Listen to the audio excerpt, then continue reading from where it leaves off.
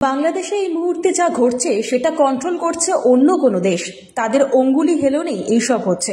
এই ব্যাপারে ভারতকেও তার বিদেশ নীতি নিয়ে ভেবে দেখা দরকার রয়েছে বলে মন্তব্য করলেন সিপিএম রাজ্য সম্পাদক মোহাম্মদ সেলিম। রেজিম চেঞ্জের নাম করে তাহলে আমাদের এখানেও বাংলাদেশেও ধর্মীয় উন্মাদনা যারা তৈরি করছে বুঝতে হবে তাদের টিকি কোথাও ধরা আছে। এটা মমতা ব্যানার্জি বলছেন না, এটা ওই আমলকি বলা আমলা বলছে না, এটা হচ্ছে কোথাও থেকে আওয়াজ আসে, স্ট্রিং পুল হয়, আর তারপর এই ধরনের ডায়ালগবাজি করে আসলে এখানকার মানুষকে জাত পাত ধর্ম বর্ণ দেশের নাম করে রণংদেহীভাবে সাজানোর চেষ্টা করা হচ্ছে। তাহলে ওখানকার মৌলবাদী শক্তি, ওখানে এখন যে সরকার বসেছে তারাও নির্বাচনে করে বসেনি, এইভাবে আন্তর্জাতিক বিভিন্ন স্ট্রিং পুলিংয়ের জন্য এসছে।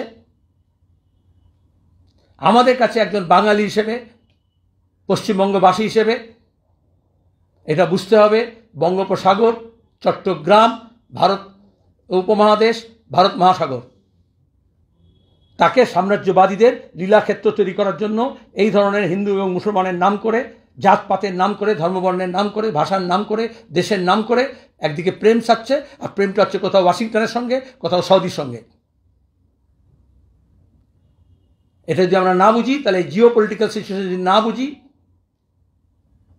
ভূ রাজনৈতিক ব্যবস্থা যদি না বুঝি, তাহলে গত 50 বছর ধরে যেভাবে প্রগতিশীল শক্তি, ধর্মনিরপেক্ষ শক্তিকে নষ্ট করা হয়েছে পশ্চিম এশিয়ায় পরিকল্পিতভাবে, কখনো খুন করা হয়েছে, কখনো রেজিম চেঞ্জের নাম করে, কখনো অভ্যুত্থান করা হয়েছে।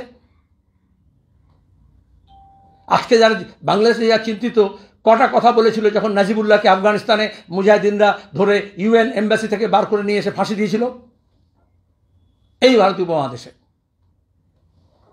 আজকে কেন ভারতের নেতৃত্বে সার্ককে গুলিয়ে দেওয়া হলো?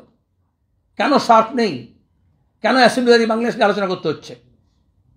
কেন 4 মাস পরে বিদেশ সচিবকে যেতে হয়েছে ঢাকায়?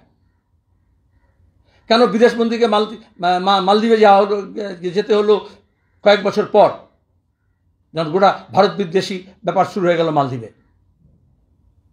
তাহলে ভারত সরকারকেও তার বিদেশ নীতি সম্পর্কে ইমিডিয়েট যে নেবার্স দেশগুলো আছে তাদের সম্পর্কে তাকে রিলুক করতে হবে, আর আমাদের প্রতিবেশী দেশগুলোতে মানুষগুলোকে বুঝতে হবে যে কার সাথে রাজনীতি হচ্ছে। ব্যুরো রিপোর্ট, আজ বাংলা।